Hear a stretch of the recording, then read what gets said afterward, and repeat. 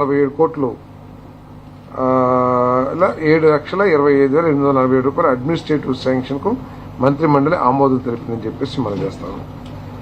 రాజధాని అమరావతి నగరంలో రాయపూడి గ్రామంలో all India services principal secretary మరియు సెక్రటరీ స్థాయి భవనాలకు హోమ్ ఆటోమేషన్ సిస్టమ్, అదన వార్డ్రోబ్లు, store rooms, juice counters, spiral staircase, balcony with canopy, car parking ఇటువంటి అన్ని కూడా ఇన్ఫ్రాస్ట్రక్చర్ ఏర్పాటు చేయడానికి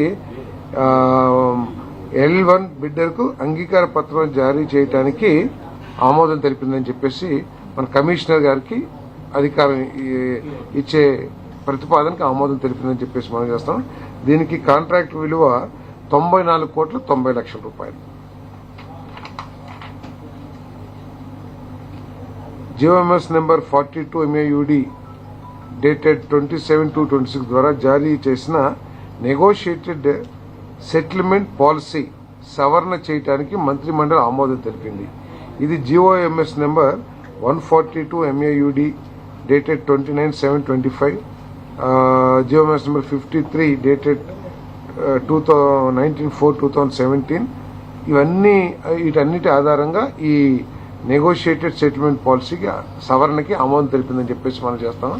దీని ద్వారా ఏంటంటే చాలా మంది రైతులు కొంచెం వాళ్ళ ప్లాట్ సైజు కానివ్వండి లేదా వాటిని మోడిఫికేషన్ చేయడానికి ఈ పాలసీ ద్వారా అవకాశం లభిస్తుంది. ఇప్పటికీ 315 మంది రైతులు వారికి ఇచ్చిన ప్లాట్ సైజు లేకపోతే షేప్స్ వాటిని సవరించమని చెప్పేసి డిమాండ్స్ ప్రభుత్వం దగ్గర ఉంచారు.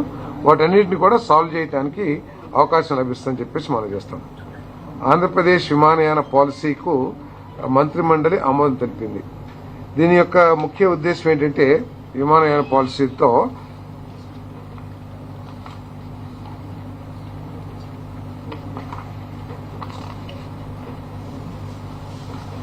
మన రాష్ట్రంలో ప్యాసింజర్ మార్కెట్ షేర్ ని 1.5% 2025 నుంచి 4% 2035కి పెంచాలని చెప్పేసి ఈ పాలసీ యొక్క లక్ష్యం. అదేవిధంగా ఎయిర్ కార్గో మార్కెట్ కూడా 0.2% నుంచి 5%కి ఇది 2035 టార్గెట్స్ తో ఈ పాలసీని తయారు చేయడం జరిగింది.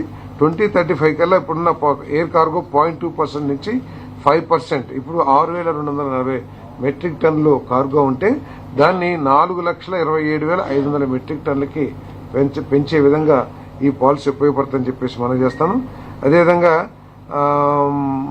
10 వాటర్ డ్రోమ్స్ ని ఆపరేషనలైజ్ చేయటం, అదేవిధంగా 9 అడిషనల్ ఎయిర్పోర్ట్స్ ని ఆపరేషనలైజ్ చేయటం, మరి అదేవిధంగా state capital to all the airports in the state, మన అమరావతి నుంచి రాష్ట్రంలో ఉన్న 200 కిలోమీటర్ల దూరంలో ఉన్న అన్ని నగరాలని కనెక్ట్ చేసే విధంగా increase connectivity to 25% destination in India and 10% destinations globally. అంటే ఇతర దేశాలు 10, దేశంలో 25 స్టేషన్స్ కనెక్ట్ చేసే విధంగా ఈ పాలసీ ఉంటుందని చెప్పేసి మనం చేస్తాము. అదేవిధంగా 10% market share in Indian MRO maintenance, repair and overhauling, maintenance, repairs, overhauling business ఏదైతే ఉందో దాంట్లో 10% మార్కెట్ షేర్. ఇక్కడ అంటే ఎయిర్పోర్ట్, ఇక్కడ డెవలప్ చేసే ఎయిర్పోర్ట్ ఏదైతే ఉంటుందో అక్కడ ఈ ఫెసిలిటీస్ అన్ని వచ్చే ఇన్ఫ్రాస్ట్రక్చర్ ని డెవలప్ చేయడానికి మెయింటెనెన్స్, రిపేర్స్, ఓవరాలింగ్ దాని విలువ ఎంత ఉంటుందంటే $0.69 బిలియన్ బై 2035. అంటే attract $1 billion investment by 2030 in aerospace manufacturing. తర్వాత అదేవిధంగా ఈ పాలసీ ద్వారా 5,000 ప్రొఫెషనల్స్ ని ప్రతి సంవత్సరం ట్రైన్ చేసి ఈ ఫీల్డ్ లోకి డెవలప్ చేయాలనేది కూడా ఈ పాలసీ యొక్క ఉద్దేశం అని చెప్పేసి కూడా నేను మనవి చేస్తాను. అదేవిధంగా 2 వెర్టీ పోర్ట్స్ ని ఆపరేషనలైజ్ చేయటం, manufacture sustainable aviation fuel to క్యాటర్ to 20% demand in India. ఇది పాలసీ యొక్క లక్ష్యాలు. ఆ పాలసీని ఈరోజు మంత్రిమండలి ఆమోదించడం జరిగిందని చెప్పేసి మనం చేస్తాం.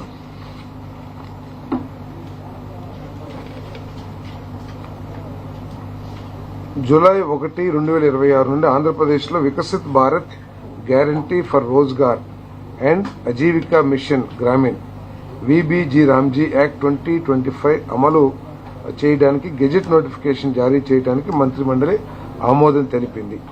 రాష్ట్రంలోని మొత్తం గ్రామీణ ప్రాంతాల్లో Viksit Bharat, guarantee for Rozgar and Ajeevika mission Grameen పేరిట ఈ పథకం అమలు జరుగుతుంది. కేంద్రం మరియు రాష్ట్ర ప్రభుత్వాల మధ్య 60:40 బేసిస్ మీద ఫైనాన్షియల్ షేరింగ్ ఉంటుందని చెప్పేసి మనం చేస్తాం.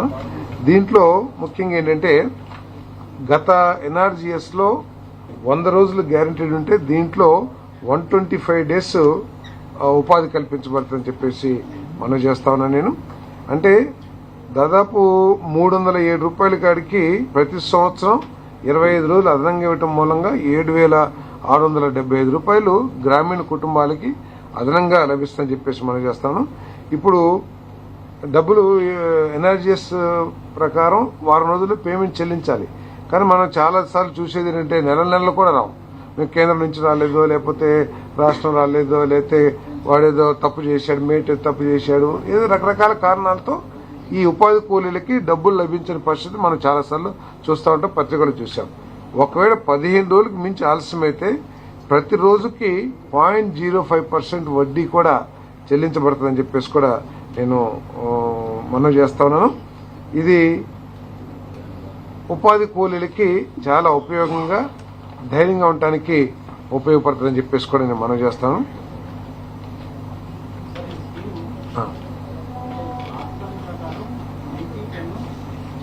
ఇప్పుడు 60-40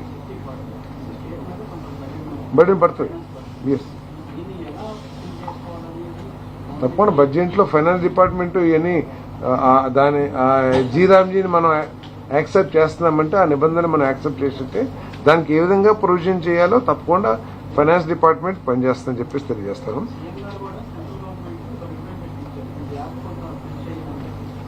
అది రాష్ట్రం టు రాష్ట్రం చేయలేరుగా, ఇది నేషనల్ పాలసీ కాబట్టి అన్ని రాష్ట్రాలకి ఒకే విధమైన విధానంగా ఉంటుంది తప్పితే మీ రాష్ట్రంలో 30% చాలు, ఇంకో రాష్ట్రంలో 40 అనేది సాధ్యం కాదు. ఒకవేళ ఈ పాలసీని పూర్తిగా రివ్యూ చేస్తే మళ్ళీ ఏదైనా